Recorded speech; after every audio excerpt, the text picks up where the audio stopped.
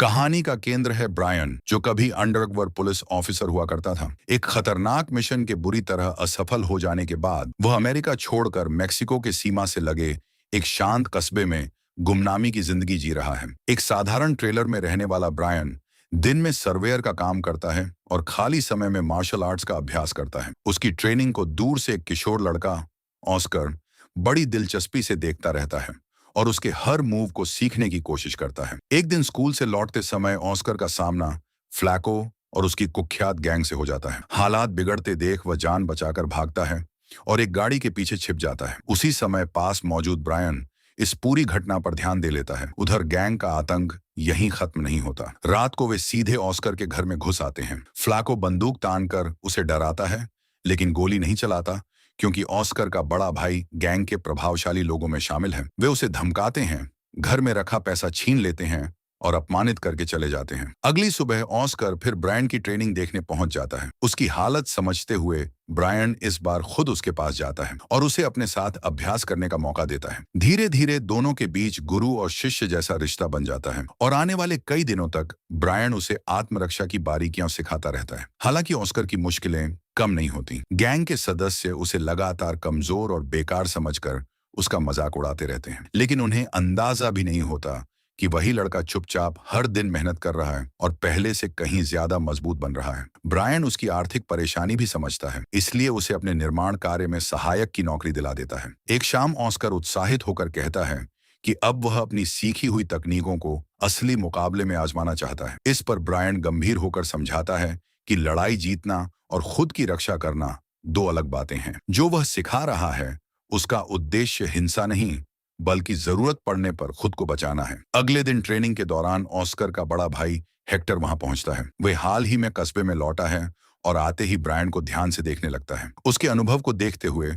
वह तुरंत समझ जाता है कि यह आदमी साधारण नहीं है। उसकी चाल, खड़े होने का तरीका और नजरें किसी प्रशिक्षित पुलिस अधिकारी जैसी लगती हैं। ऑस्कर तुरंत विरोध करता है और बताता है कि ब्रायन एक नेक इंसान है जिसने उसकी मदद की है और उसे काम भी दिलाया है। कुछ समय बाद ऑस्कर एक जिम में जाना शुरू करता है, जहां उसकी मुलाकात मालिक की बेटी से होती है। वह उसे बताती है कि नाबालिग होने के कारण दाखिले के लिए माता पिता की अनुमति जरूरी होगी। हेक्टर की वापसी की खुशी में गैंग एक बड़ी पार्टी रखती है और ऑस्कर को भी बुलाया जाता है। थोड़ी देर बाद वह वहां से निकलने की बात करता है, क्योंकि सुबह उसे काम पर जाना है। तभी फ्लैको माहौल बिगाड़ने की कोशिश करता है। वह हेक्टर के सामने कहता है कि ऑस्कर खुद को गैंग से बेहतर समझता है और शायद उस रहस्यमयी आदमी के लिए काम भी करता है। बात सुनकर हेक्टर नाराज हो जाता है और अपने भाई को ब्रायन से दूर रहने की सलाह देता है। वह उसे नौकरी छोड़कर उनके साथ आने को कहता है। पहले तो ऑस्कर मना करता है, लेकिन जब उसे पता चलता है कि वे लोग एक गुप्त फाइट क्लब जा रहे हैं, तो उसकी उत्सुकता बढ़ जाती है और वह उनके साथ चल पड़ता है। उस जगह का माहौल बेहद खतरनाक था। वहां एक खूंखार फाइटर मौजूद था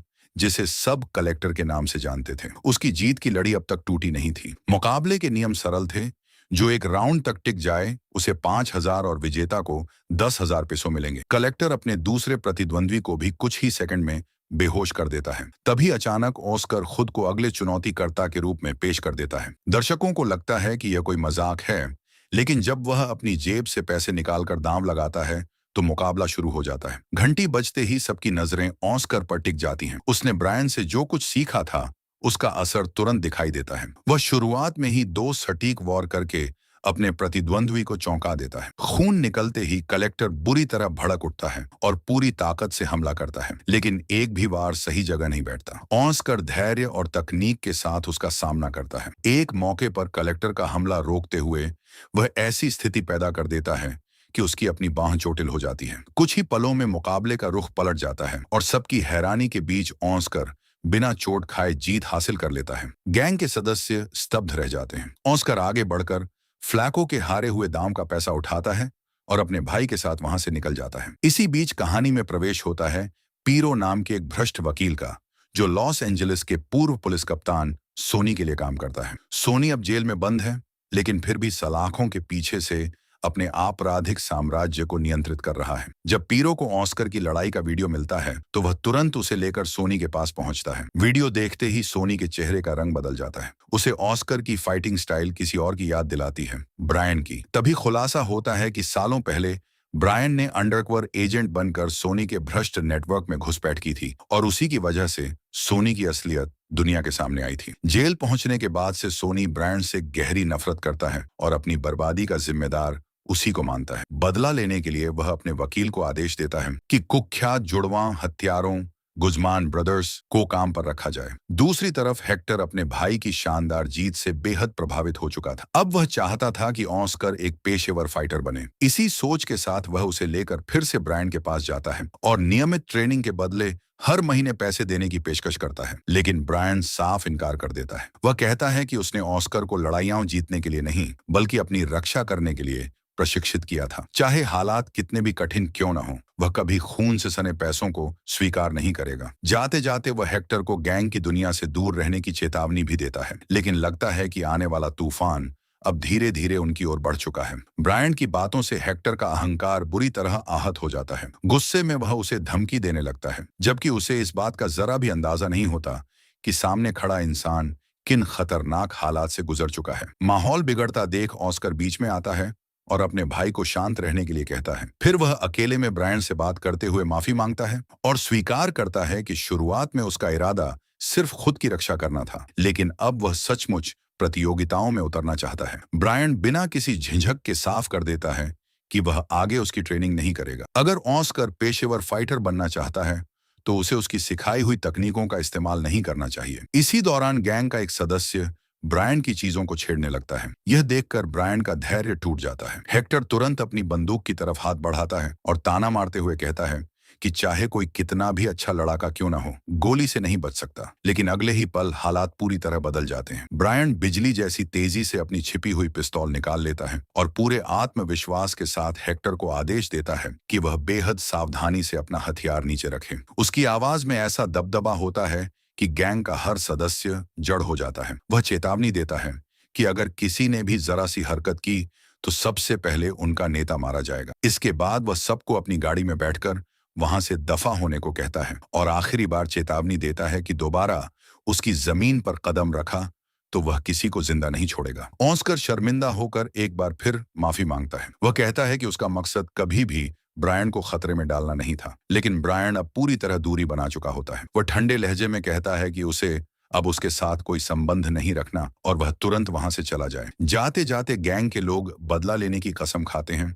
और धमकियां देते हुए निकल जाते हैं। दूसरी ओर ऑस्कर को मारिसोल के पिता के जिम में दाखिला दिला दिया जाता है ताकि वह वहीं आगे की ट्रेनिंग जारी रख सके। जिम पहुंचने पर मारिसोल उसे बताती है कि उसकी हालिया फाइट का वीडियो इंटरनेट पर जबरदस्त तरीके से फैल चुका है। लोग हैरान हैं कि एक नौजवान लड़के ने एक अनुभवी फाइटर को इतनी बुरी तरह मात कैसे दे दी। उसी समय दो अजनबी सूट पहनकर जिम में दाखिल होते हैं। वे खुद को फाइट प्रमोटर बताते हैं और दावा करते हैं कि वे नए प्रतिभाशाली लड़ाकों की तलाश में हैं। मारिसोल के पिता को उनकी बातों पर तुरंत शक हो जाता है। वह उनसे उनकी कंपनी का नाम पूछते हैं क्योंकि वह देश के लगभग हर बड़े प्रमोटर को जानते हैं। उनमें से एक व्यक्ति बताता है कि वे अमेरिका की एक स्वतंत्र संस्था से जुड़े हैं। उनकी बनावटी बातें सुनकर माहौल और भी संदिग्ध लगने लगता है। हेक्टर बिना देर किए उन्हें वहां से निकल जाने को कहता है। दोनों चुपचाप चले जाते हैं, लेकिन उनके जाने के बाद भी बेचैनी खत्म नहीं होती। जिम का मालिक साफ कहता है कि वह किसी मुसीबत में नहीं पड़ना चाहता। हेक्टर माफी मांगते हुए भरोसा दिलाता है कि ऐसी स्थिति दोबारा नहीं बनेगी, लेकिन ऑस्कर का मन अशांत रहता है। उसे लगता है कि उन अजनबियों का असली निशाना कोई और था। वह कहता है कि ब्रायन को इस बारे में तुरंत बताना चाहिए। हेक्टर पहले उसे मना करता है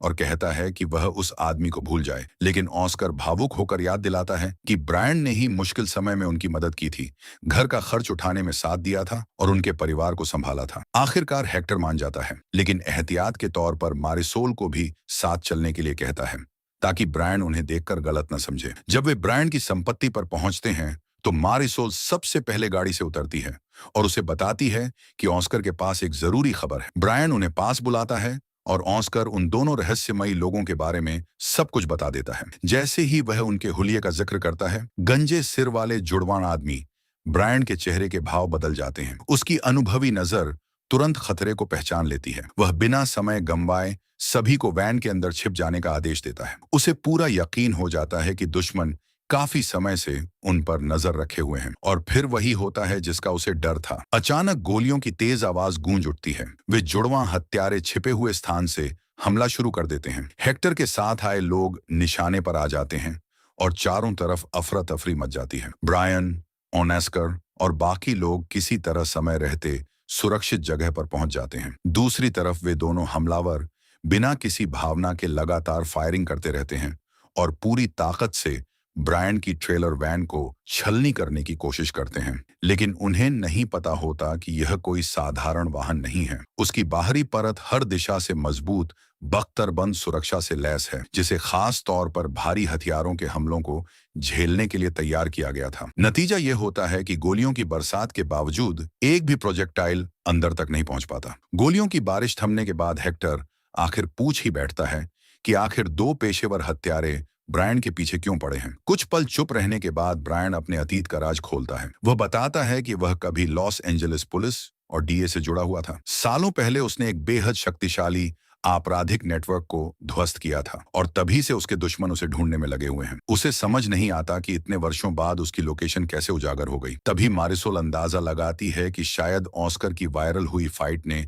अनजाने में सब कुछ बिगाड़ दिया। ये सुनते ही ऑस्कर खामोश हो जाता है, मानो उसे अपनी गलती का एहसास हो गया हो। हेक्टर गुस्से में कहता है कि वह अपने लोगों को बुलाकर उन हमलावरों का काम तमाम कर देगा, लेकिन ब्रायन तुरंत उसकी बात काट देता है। वह समझाता है कि सामने वाले साधारण गुंडे नहीं बल्कि प्रशिक्षित पेशेवर किलर हैं। उनसे सीधे टकराना आत्महत्या के बराबर होगा। इसके बजाय वह एक सोची समझी योजना बताता है। तय समय पर हेक्टर को एक विशेष खिड़की के सामने से गुजरना होगा। वह भरोसा दिलाता है कि खिड़की भी बाकी ढांचे की तरह पूरी तरह सुरक्षित और बुलेट प्रूफ है। योजना शुरू होते ही ब्रायन ट्रेलर के नीचे बने गुप्त रास्ते से निकल जाता है और चुपचाप दुश्मनों के पीछे पहुंच जाता है। जैसे ही हेक्टर खिड़की के सामने आता है, एक हत्यारा अपनी छिपने की जगह से बाहर झांकता है। बस यही मौका ब्रायन को चाहिए था। अगले ही सेकंड उसकी क्रॉसबो से निकला तीर सीधे हमलावर की गर्दन को भेद देता है और वह वहीं ढेर हो जाता है। दूसरा जुड़वां तुरंत पलटवार करता है। वह पेट्रोल का कंटेनर उठाकर ब्रायन पर हमला करता है और कुछ देर के लिए उसे जमीन पर गिरा देता है। दोनों के बीच खतरनाक हाथापाई शुरू हो जाती है। एक पल के लिए ऐसा लगता है कि हत्यारा बढ़त हासिल कर चुका है, लेकिन ब्रायन का अनुभव भारी पड़ता है। वह तेजी से स्थिति पलट देता है और एक जोरदार प्रहार के साथ उसे काबू में कर लेता है। अब ब्रायन उससे उसके असली मालिक का नाम पूछता है, लेकिन जवाब में उसे सिर्फ गालियां मिलती हैं। तब वह पेट्रोल उठाकर उसके शरीर पर उड़ेल देता है और दोबारा वही सवाल दोहराता है। आश्चर्यजनक रूप से हत्यारा सच बोलने के बजाय अपने ही डर का शिकार हो जाता है। उसे अपने मालिक के क्रोध का इतना भय होता है कि वह खुद को आग के हवाले कर देता है। कुछ ही क्षणों में सब खत्म हो जाता है। खतरा टलने के बाद ब्रायन सभी को ट्रेलर के नीचे बने गुप्त सुरंग मार्ग में ले जाता है और अपने छिपने की असली वजह बताता है। सुरंग में चलते हुए वह खुलासा करता है कि डीए की एक परियोजना के दौरान इन भूमिगत रास्तों का पता चला था। उसी समय उसने यह इलाका चुना और यहाँ अपनी सुरक्षित शरण तैयार की। फिर वह उस शख्स का नाम बताता है जो उसकी मौत चाहता है, सोनी। कभी पुलिस कप्तान रह चुका यह आदमी अंदर ही अंदर ड्रग्स, मानव तस्करी और भ्रष्टाचार का पूरा साम्राज्य चलाता था। उसकी पहुंच इतनी गहरी थी कि न्याय व्यवस्था और कई सरकारी एजेंसियां भी उसके प्रभाव में थीं। आज वह जेल में उम्र कैद काट रहा है, लेकिन उसकी दुश्मनी खत्म नहीं हुई। ब्रायन बताता है कि बदला लेने के लिए उसके दुश्मनों ने उसकी पत्नी का अपहरण भी किया था। जब वे उससे जानकारी निकालने की कोशिश कर रहे थे, तब ब्रायन ने अकेले ही वहां धावा बोलकर सभी हमलावरों को खत्म कर दिया था। अपनों को सुरक्षित रखने के लिए उसने एक बेहद कठोर फैसला लिया। उसने दुनिया के सामने ऐसा दिखाया मानो उसके पारिवारिक संबंध टूट चुके हों। उसने अपनी पत्नी से दूरी बना ली ताकि दुश्मन यह मान लें कि उसका परिवार उसके लिए मायने नहीं रखता। इसी वजह से उसने गवाह सुरक्षा कार्यक्रम में शामिल होने के बजाय खुद गायब रहने का रास्ता चुना। बातचीत खत्म होने पर वह हेक्टर को एक हथियार सौंपता है और सुरंग से बाहर निकलने का रास्ता समझाता है। उसके अनुसार करीब 1.5 किलोमीटर आगे सीढ़ियां हैं, जहां से निकलकर वे ऐसी जगह पहुंचेंगे जहां मदद मिल सकती है। दूसरी ओर ब्रायन वापस अपनी ट्रेलर में लौटता है। वहां पहुंचते ही उसे कुछ अजीब महसूस होता है। बाहर कई पुलिस वाहन खड़े दिखाई देते हैं, लेकिन उनकी गतिविधियां किसी असली पुलिस ऑपरेशन जैसी नहीं लगती। उनकी बातचीत और चाल ढाल देखकर वह समझ जाता है कि ये वर्दी में छिपे भाड़े के हत्यारे हैं। समय गंवाए बिना वह खुद हमला शुरू कर देता है। अचानक दरवाजा खोलकर वह दुश्मनों को चौंका देता है और कुछ ही सेकंड में 2 लोगों को निष्क्रिय कर देता है। फिर निगरानी प्रणाली के पास पहुंचकर वह सुरक्षा तंत्र सक्रिय करता है, जिससे बाहर मौजूद हमलावरों पर संक्षारक तरल का छिड़काव होने लगता है। इसके बाद वह पूरे इलाके की बाहरी लाइटें बंद कर देता है। अंधेरे का फायदा उठाकर वह तेजी से अपनी स्थिति बदलता है और दुश्मनों पर एक एक करके हावी होने लगता है। उसकी फुर्ती और युद्ध कौशल देखकर हमलावर पीछे हटने पर मजबूर हो जाते हैं। आखिरकार जब वे अपनी गाड़ियों तक पहुंचते हैं और भागने की तैयारी करते हैं, तब ब्रायन उन पर राइफल तान देता है। कुछ क्षणों के लिए सभी को लगता है कि अब उनका अंत निश्चित है, लेकिन सबको हैरान करते हुए वह ट्रिगर नहीं दबाता। जिन लोगों ने उसकी जान लेने की कोशिश की थी, उन्हें वह जीवित छोड़ देता है। उधर जेल में बैठा सोनी अपने आदमियों की असफलता की खबर सुनकर आगबबूला हो जाता है। वह पीरो को बुरी तरह फटकार लगाता है और आदेश देता है कि किसी भी कीमत पर ब्रायन को खत्म किया जाए। उसके अनुसार ब्रायन ने आसपास के किसी व्यक्ति से जरूर संबंध बना लिया होगा। अगर ऐसा है तो उस व्यक्ति को ढूंढकर बंधक बनाया जा सकता है। इसी बीच हेक्टर अपने लोगों के शव लेने वापस जाता है, लेकिन वहां पहुंचकर उसके होश उड़ जाते हैं। पूरा इलाका साफ सुथरा होता है, न कोई लाश, न कोई वाहन, न संघर्ष का कोई निशान। ऐसा लगता है मानो वहां कुछ हुआ ही नहीं था। ये देखकर उसे यकीन हो जाता है कि ब्रायन अभी भी जिंदा है और साधारण इंसान नहीं है। वह ऑस्कर से कहता है कि अब उन्हें बाकी बातों को छोड़कर उसकी फाइटिंग करियर पर ध्यान देना चाहिए। अगले दिन से कड़ी ट्रेनिंग शुरू होगी, लेकिन हालात फिर से करवट लेते हैं। अपने मारे गए साथियों के परिवारों को खबर देने के बाद हेक्टर पर अचानक उसी गिरोह के लोग हमला कर देते हैं जिन्हें ब्रायन ने पहले जीवित छोड़ दिया था। वे उसे निहत्था कर देते हैं और जबरदस्ती एक सुनसान जगह पर ले जाते हैं, जहां उसे जानकारी उगलवाने की तैयारी शुरू हो जाती है। सुनसान जगह पर ले जाए जाने के बाद हेक्टर बार बार यही कहता रहता है कि उसे ब्रायन के अतीत के बारे में कुछ भी नहीं पता। वह दावा करता है कि उसे तो यह भी नहीं मालूम था कि ब्रायन कभी पुलिस अधिकारी रह चुका है। उसके अनुसार वह सिर्फ उसके छोटे भाई को आत्मरक्षा सिखा रहा था, लेकिन अपहरणकर्ताओं को उसकी बातों पर बिल्कुल भरोसा नहीं होता। वे उसे सबक सिखाने के लिए बेरहमी से यातना देने की तैयारी करने लगते हैं। तभी अचानक माहौल बदल जाता है। अंधेरे से निकलकर ब्रायन वहां पहुंच जाता है और देखते ही देखते कई हमलावरों को धराशायी कर देता है। कुछ ही देर में उसकी गोलियां खत्म हो जाती हैं, लेकिन इससे हालात उसके खिलाफ नहीं जाते। बाकी अपराधी हाथों में धारदार हथियार लेकर उसके पीछे दौड़ पड़ते हैं। ब्रायन उन्हें सीधे भिड़ने के बजाय पहाड़ी की तरफ खींच ले जाता है। उसका मकसद साफ था, पहले दुश्मनों को थकाना और फिर एक एक करके खत्म करना। जैसे जैसे पीछा लंबा होता है, हमलावरों की ताकत जवाब देने लगती है। सही मौके का इंतजार कर रहा ब्रायन उनकी कमजोरी का फायदा उठाता है और बेहद आसानी से सबको काबू में कर लेता है। लड़ाई खत्म होने के बाद वह वापस हेक्टर के पास लौटता है। इस दौरान हेक्टर की नजर ब्रायन के हाथ पर बने एक पुराने टैटू पर पड़ चुकी होती है। वह समझ जाता है कि यह कोई साधारण निशान नहीं है। मजबूर होकर ब्रायन अपने अतीत का एक और राज खोलता है। वह बताता है कि पुलिस में भर्ती होने से पहले उसका संबंध खुद गैंग की दुनिया से रहा था। इसी वजह से वह अपराधियों की सोच, उनके नेटवर्क और काम करने के तरीकों को गहराई से समझता है। यही अनुभव बाद में कानून व्यवस्था में उसकी सबसे बड़ी ताकत बना। हेक्टर अब पहली बार महसूस करता है कि सामने खड़ा आदमी सिर्फ पूर्व पुलिस अधिकारी नहीं, बल्कि ऐसी दुनिया का जीवित गवाह है जिसे आम लोग सिर्फ कहानियों में सुनते हैं। दूसरी तरफ ऑस्कर और मारिसोल चिंतित होकर ब्रायन की ट्रेलर तक पहुंचने की कोशिश करते हैं, लेकिन रास्ते में उन पर सैन्य वर्दी पहने कई हथियारबंद लोग हमला कर देते हैं। ऑस्कर बिना घबराए मुकाबला करता है और अपनी ट्रेनिंग का शानदार प्रदर्शन करते हुए कई हमलावरों को कुछ ही पलों में हरा देता है। मगर फिर उसका सामना एक ऐसे व्यक्ति से होता है जिसकी लड़ाई की शैली चौंकाने वाली होती है। उसके हर मूव में वही अनुशासन और तकनीक दिखाई देती है जो ब्रायन ने उसे सिखाई थी। इसके बावजूद ऑस्कर हार नहीं मानता और आखिरकार उसे भी पीछे हटने पर मजबूर कर देता है। खुद को घिरा हुआ देखकर वह आदमी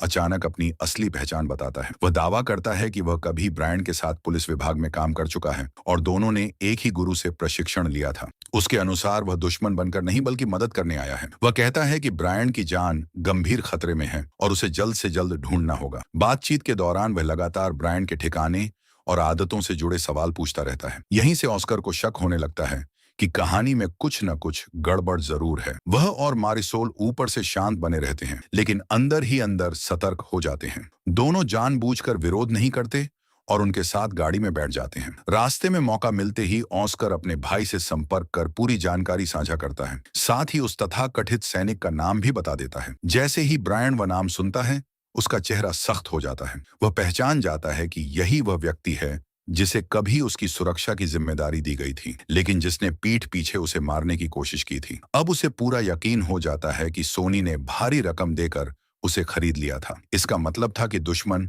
पहले से कहीं ज्यादा करीब पहुंच चुके हैं। कुछ समय बाद ऑस्कर और मारिसोल को सीमा क्षेत्र में रहने वाले शक्तिशाली ड्रग तस्कर बालदेस की आलीशान हवेली में ले जाया जाता है। बालदेस सोनी का साझेदार होता है और पूरे इलाके में उसका खौफ फैला हुआ है। वहां पहुंचते ही अपराधी एक नई योजना बनाते हैं। वे तय करते हैं कि दोनों किशोरों को चारे की तरह इस्तेमाल करके ब्रायन को जाल में फंसाया जाएगा। इस बीच बालदेस अपने आदमियों की मौत से बेहद नाराज होता है। वह साफ कह देता है कि एक आदमी के पीछे इतना नुकसान उठाना उसे पसंद नहीं है। अगर यह मिशन भी असफल रहा तो वह अपनी सेना को दोबारा ऐसी बेकार दुश्मनी में नहीं झोंकेगा। दबाव बढ़ाने के लिए अपराधी ऑस्कर को मजबूर करते हैं कि वह अपने भाई से संपर्क करे, लेकिन ऑस्कर चालाकी से कहता है कि उसका भाई अनजान नंबरों से आने वाली कॉल कभी नहीं उठाता। उसे पहले एक खास कोड वाला संदेश भेजना होगा ताकि वह पहचान सके कि मैसेज उसी का है। अपराधियों को यह सुझाव सही लगता है। ऑस्कर तुरंत संदेश भेजता है, लेकिन उस तथाकथित कोड में उसने चुपके से अपनी लोकेशन की जानकारी छिपा दी होती है। संदेश मिलते ही हेक्टर समझ जाता है कि यह एक संकेत है। जब कॉल आती है तो ब्रायन उसे उठाने से मना कर देता है। वह कोड को समझकर स्थान का पता लगाता है और तुरंत बचाव अभियान की योजना बनाता है। ब्रायन हेक्टर के लोगों को इकट्ठा करता है और हवेली पर हमला करने की विस्तृत रणनीति समझाता है। थोड़ी देर बाद हेक्टर के लोग पुलिस की वर्दी पहनकर इलाके में पहुंच जाते हैं। असली पुलिस प्रमुख उन्हें देखकर कोई खतरा महसूस नहीं करता, लेकिन यही उसकी सबसे बड़ी गलती साबित होती है। अचानक चली एक गोली उसकी जान ले लेती है और पूरे परिसर में अफरा तफरी मच जाती है। गोलियों की आवाज सुनते ही तस्कर हथियारों की ओर भागते हैं। इसी दौरान बालदेस बिना किसी पछतावे के पीरो को मार डालता है और कहता है कि अब वह उसके किसी काम का नहीं रहा। इसके बाद बालदेस अपनी असली क्रूरता दिखाता है। वह ऑस्कर और मारिसोल को बताता है कि दोनों को मानव तस्करी के नेटवर्क में बेच दिया जाएगा, क्योंकि वे उसके ग्राहकों की पसंद के हिसाब से बिल्कुल उपयुक्त हैं। लेकिन इससे पहले कि वह अपनी योजना पूरी कर पाता, हेक्टर के सशस्त्र लोग हवेली में घुस आते हैं और कई अपराधियों को खत्म कर देते हैं। दूसरी तरफ ब्रायन और हेक्टर पीछे के रास्ते से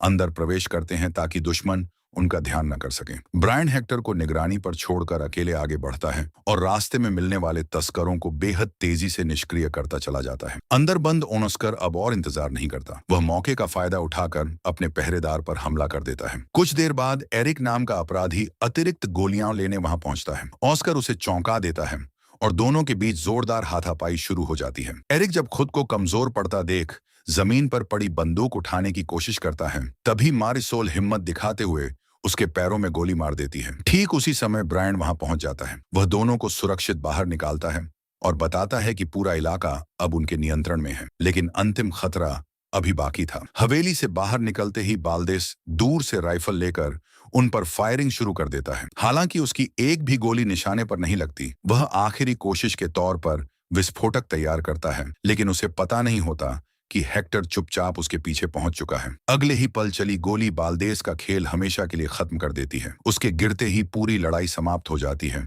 और अपराध साम्राज्य ढहने लगता है। बचाव दल पहुंचता है और ऑस्कर तथा मारिसोल को चिकित्सीय सहायता दी जाती है। इसी बीच ब्रायन की नजर एक पुलिस वाहन पर पड़ती है। वाहन का दरवाजा खुलता है और बाहर निकलती है उसकी पत्नी। इतने वर्षों की दूरी, दर्द और बलिदान के बाद दोनों एक दूसरे के सामने खड़े होते हैं। भावनाओं से भरे उस पल में वे गले लगते हैं और लंबे समय बाद साथ होने का सुकून महसूस करते हैं। उस रात वे आखिरकार बिना डर और बिना छिपे एक साथ समय बिताते हैं। कुछ समय बाद कहानी एक आखिरी मोड़ लेती है। जेल में बंद सोनी को विशेष सुरक्षा दस्ते की निगरानी में उसकी कोठरी से बाहर निकाला जाता है। वह समझ नहीं पाता कि क्या हो रहा है, लेकिन जब वे लोग अपने हेलमेट उतारते हैं तो उसके चेहरे का रंग उड़ जाता है। सामने खड़ा होता है ब्रायन और उसकी टीम। अब वह छिपकर जीने से तंग आ चुका है। वर्षों तक अपने परिवार से दूर रहने की कीमत उसने चुका दी थी। इस बार उसने फैसला कर लिया था कि सोनी के आतंक का अंत करके ही दम लेगा, ताकि उसकी जिंदगी और उसके अपनों का भविष्य आखिरकार सामान्य हो सके।